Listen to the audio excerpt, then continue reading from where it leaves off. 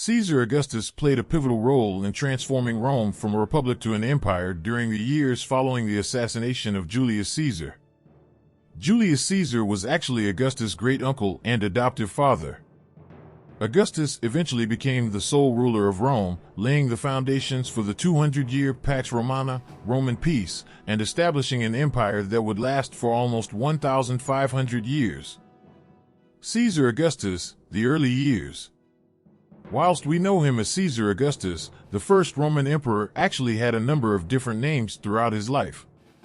When he was born in 63 BC, he was given the name Gaius Octavius Thurinus and, after his adoption was announced in 44 BC, his name was changed to Octavian.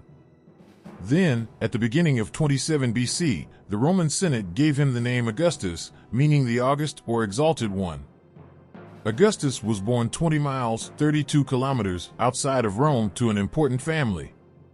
His father was a senator and governor in the Roman Republic, and his mother, Attai, was Julius Caesar's niece.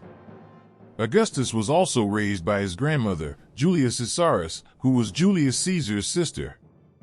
At 16 years old, Augustus, then Octavius, wore the toga, which was the Roman sign of manhood.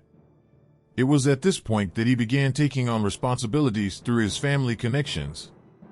47 BC was a big year for Augustus, as this was when he went to Spain, which was called Hispania at the time, to fight alongside Julius Caesar. However, on his way there, Augustus was shipwrecked and had to cross enemy territory to reach Caesar. This was extremely dangerous, and Augustus' bravery did not go unnoticed. Caesar was so impressed with young Augustus that he named him his heir and successor in his will. Julius Caesar dies. Augustus' rise to power begins with the death of his great-uncle, Julius Caesar. In 44 BC, Augustus was at Apollonia, which is in modern-day Albania, completing his academic and military studies when he learned that Julius Caesar had been murdered. Hearing the news, Augustus returned to Italy, where he was told that, in his will, Caesar had adopted him as his son and made him his chief personal heir. Now, in addition to grieving his uncle, Augustus was dealing with the weight of this new responsibility. Augustus was just 18 years old when he decided to step into his new role as Julius Caesar's successor and move to Rome, although his family was not in favor of him making this decision. Moreover, Augustus' appointment as Rome's new leader was not good news for everyone. Mark Antony, for instance, who had been Julius Caesar's chief lieutenant, had thought that, upon Caesar's death, he would be appointed as the principal heir. Riddled with jealousy, Antony refused to hand over any of Caesar's funds to Augustus. This forced Augustus to pay the late Julius Caesar's bequests to the Roman populace out of his own pocket. Julius Caesar dies. Augustus' rise to power begins with the death of his great-uncle, Julius Caesar. In 44 BC, Augustus was at Apollonia, which is in modern-day Albania, completing his academic and military studies when he learned that Julius Caesar had been murdered. Hearing the news, Augustus returned to Italy, where he was told that, in his will, Caesar had adopted him as his son and made him his chief personal heir. Now, in addition to grieving his uncle, Augustus was dealing with the weight of this new responsibility. Augustus was just 18 years old when he decided to step into his new role as Julius Caesar's successor and move to Rome, although his family was not in favor of him making this decision.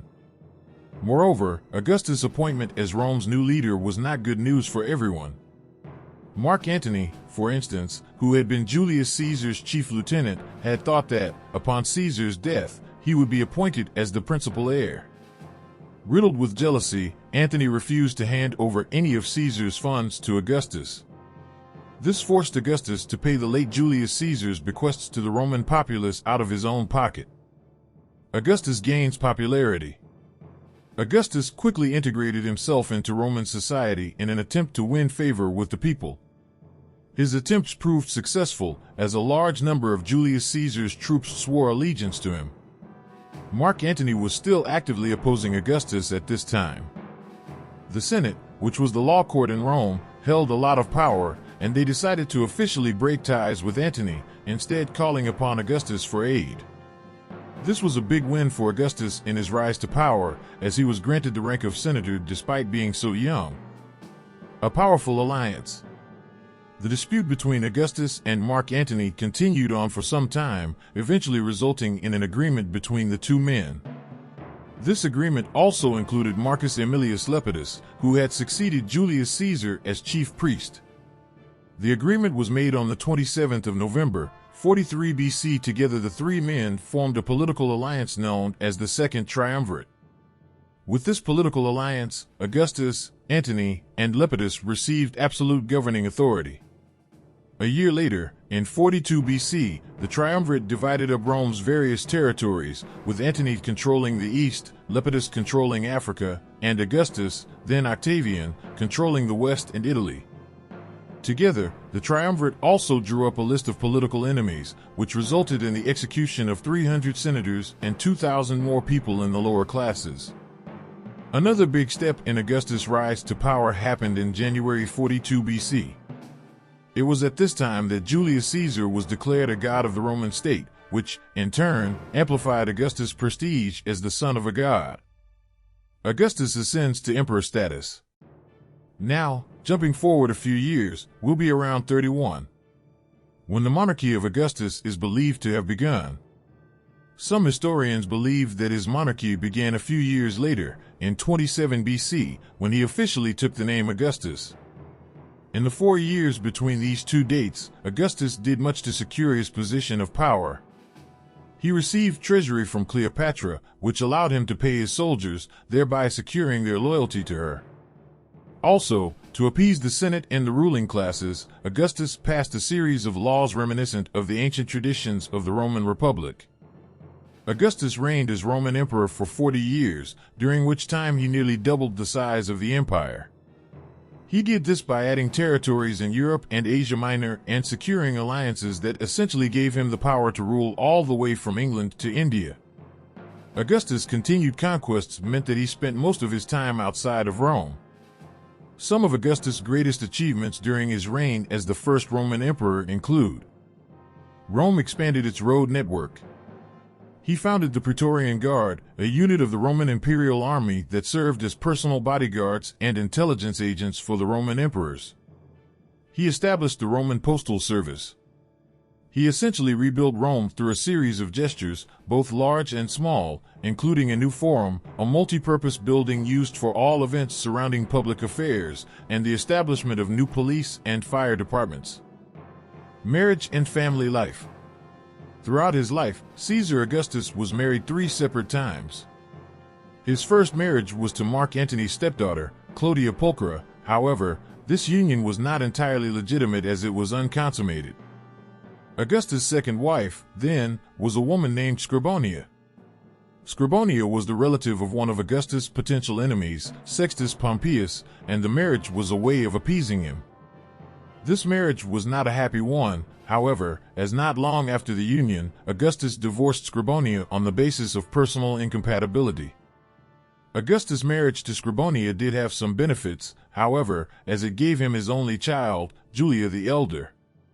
Augustus' next marriage came in 38 BC, some historians say 39 BC, when he married Livia Drusilla. This marriage was much happier than Augustus' previous one, and also provided Augustus with a significant new link with the aristocracy. Livia Drusilla already had 2 sons, Tiberius and Drusus, from her first marriage to Tiberius Claudius Nero. This is where the family tree starts to get a bit complicated. For a short while, Augustus had his stepson, Tiberius, marry his daughter, Julia, who, whilst not blood relatives, were still step-siblings. This union did not last long, and, in 4 AD, Augustus officially adopted Tiberius as his son and successor. Augustus Caesar died in 14 AD, at 75 years old, as a happy and successful man. Soon as his death, the Roman Senate declared Augustus Caesar, much like his uncle before him, as a god. Tiberius succeeded Augustus as the next emperor of Rome. If you like this video, subscribe and like.